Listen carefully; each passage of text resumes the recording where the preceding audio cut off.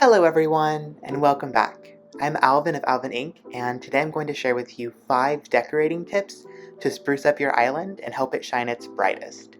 Remember that these tips are just that, tips. So if you feel pulled to go in a different decorative direction for your island design, that's perfectly fine. These are tips for how I like to best decorate my island. So without any further ado, pull up a seat, remember to like the video and smash that subscribe button, grab yourself a warm cup of tea, and follow me into the world of Animal Crossing design. Let's go! Today I'm going to decorate the area around Dizzy's house using my own 5 tips. So first and foremost, we have to touch on color. Color plays such a vital role in how a space looks and feels. When I look at Dizzy's house, I immediately see the dark blue and brown colors. Both the blue and brown are warm toned, so I'll keep that in mind for this build. The easiest way to splash in some color to your designs is by planting flowers. Here are some color combinations that I really enjoy. We have the popular pink and white color combination. Green and purple is great for a build that's more like spooky or haunted. And black and red can create a really romantic feel to an area if that's something that you're trying to achieve.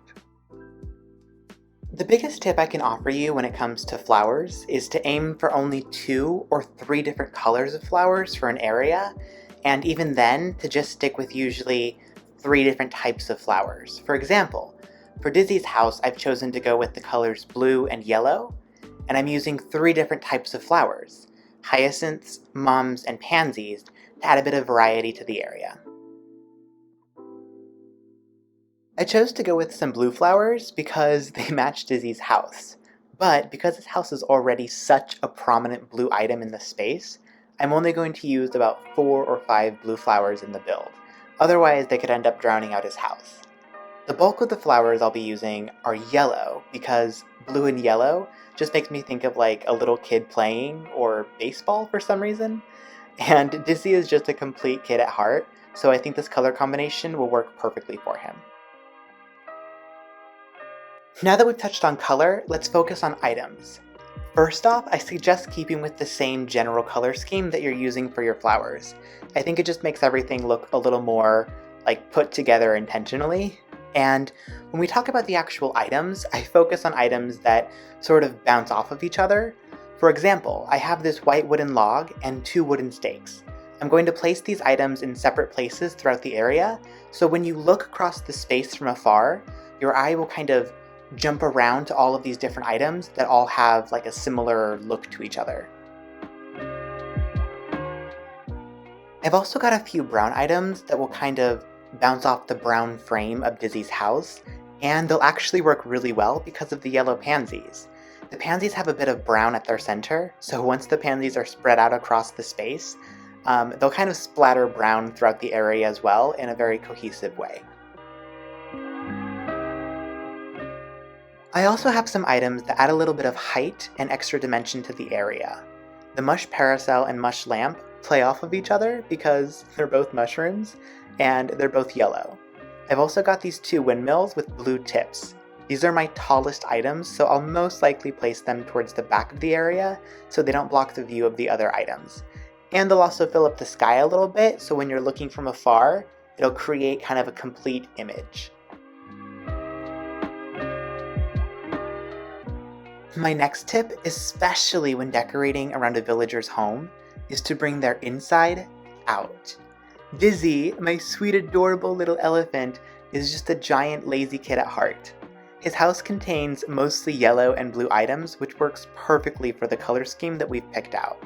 He has lots of toys and games and furniture items made out of the little wooden block toys. And because his interior reminds me of a child's bedroom, that's why I've chosen to include these Zen cushion piles with yellow and blue stars, and I'm including this yellow balloon and these wooden block toys. All of these items convey young, playful child to me, so I think they'll work perfectly to represent Dizzy's charisma and youthfulness. Alright, so far we've covered the importance of choosing a color scheme, we talked about utilizing a small variety of flowers, We reviewed items and making sure they bounce off of each other, and we just wrapped up bringing the inside out. Our last tip for the day is to diversify your land. When we look at the land around Dizzy's house, everything looks really square and rigid. Now, if rigid and orderly is your thing, then this works perfectly fine. But if you want a design that has a little more flow to it and that gives off more of an organic feel, then I'd recommend adding some diversity to the cliff sizes and maybe even add a water feature. Something small like a trickling waterfall into a tiny pond could go a long way in really bringing a space like this together. Okay, so we've covered all 5 of my tips. Now it's time to see what it looks like to implement them. Cue speed build montage! I'm starting with reshaping the land a little bit to give it some more structure and make it feel a little more cozy.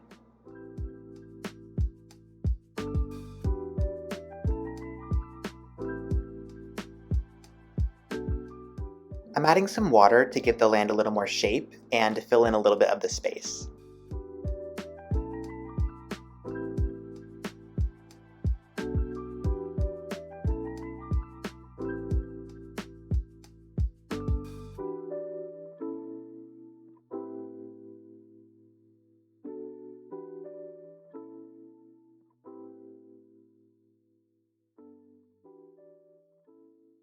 Woo, that was a lot of work, but I am super excited with how the build turned out.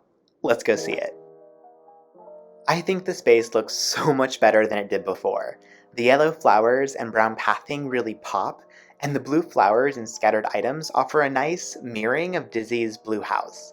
We didn't actually change all that much about the structure of the land, but I think that the small changes we did make the space feel more natural. I love the tricycle and the toy blocks.